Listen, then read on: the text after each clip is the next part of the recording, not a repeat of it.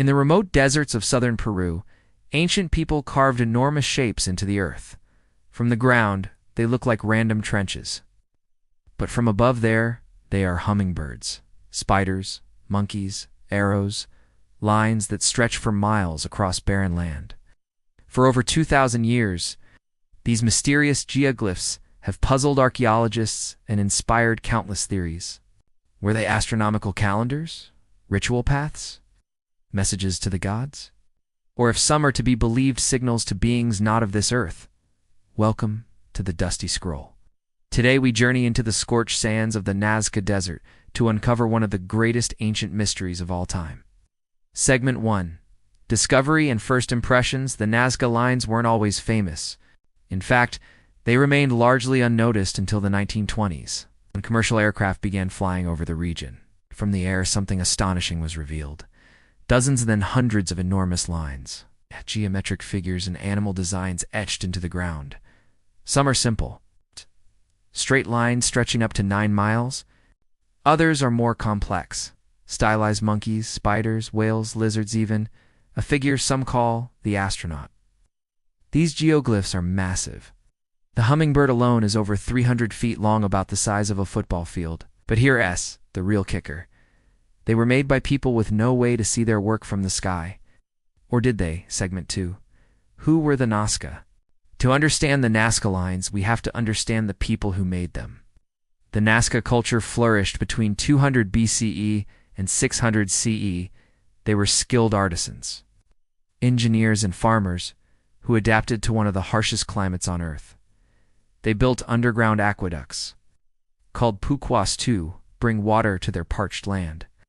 They created vibrant pottery, textiles, and art. But strangely, no written records remain.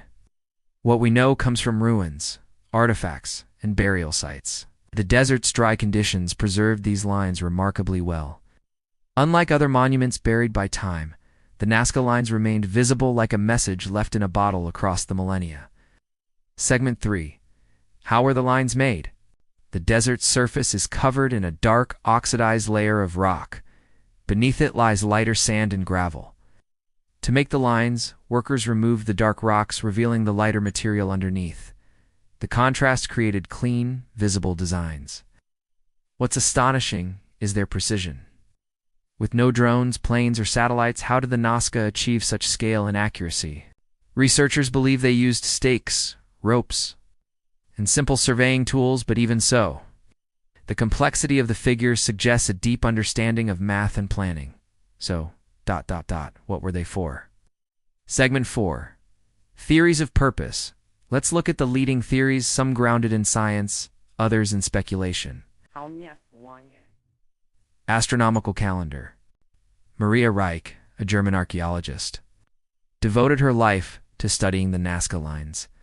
She believed they formed a celestial calendar aligned with solstices, constellations, and planetary movements. Some lines do match the positions of the sun, moon, or certain stars, but not all. 2. Ritual pathways. Other scholars argue the lines were ritual walkways used in processions to honor gods, request rain, or perform agricultural ceremonies. 3. Water worship and geomancy. In an arid region, water was life.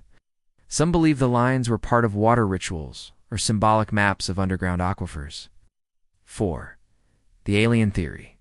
Made famous by Erich von Däniken's 1968 book, Chariots of the Gods. This theory suggests the lines were landing strips or messages for extraterrestrial visitors. No scientific evidence supports this. But the mystery and the sheer scale of the figures make it hard to dismiss from the public imagination.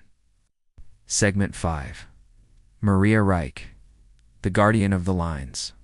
We can't talk about the Nazca Lines without honoring Maria Reiche, a mathematician and linguist. She arrived in Peru in the 1930s and spent the next 50 years measuring, mapping, and preserving the lines. She lived in the desert, sleeping in a hut near the geoglyphs. She cleaned and outlined the lines by hand to protect them from erosion and traffic. Thanks to her work, the Nazca Lines were declared a UNESCO World Heritage Site in 1994. Her belief? The Nazca were intelligent skywatchers, not primitive tribesmen. that the lines represent an ancient scientific legacy? Segment 6. Modern discoveries and tech. In recent years, scientists have used satellite imaging, drones, and LIDAR to reveal even more geoglyphs, to faint or remote to see with the naked eye. In 2019, researchers discovered 143 new lines, including humanoid figures and previously unknown animals. These tools are helping archaeologists identify hidden figures and study their relationships to each other and to underground water systems. Some lines appear to be much older than originally thought, suggesting multiple phases of Nazca geoglyph construction. Segment 7. The Nazca Lines in danger despite their age. The Nazca Lines are fragile. Illegal mining, off-road vehicles, and even protesters have damaged parts of the site. In 2018, a truck driver drove across a section of the desert, leaving deep tire tracks over ancient lines. Preservation is urgent because once these lines are destroyed, they are gone forever. The mystery they hold may disappear with them. Segment 8. Final thoughts? So what do the Nazca Lines mean? Were they maps to the stars? Ceremonial paths for gods? Messages to beings from beyond? Or were they all of these things and something more? The truth may be forever buried beneath the desert wind. But what the Nazca have left us is more than lines on the earth. It's a question written on the skin of the planet waiting for us to answer. This has been the Dusty Scroll. If you enjoyed this journey, be sure to like, share, and subscribe for more mysteries carved into the corners of history.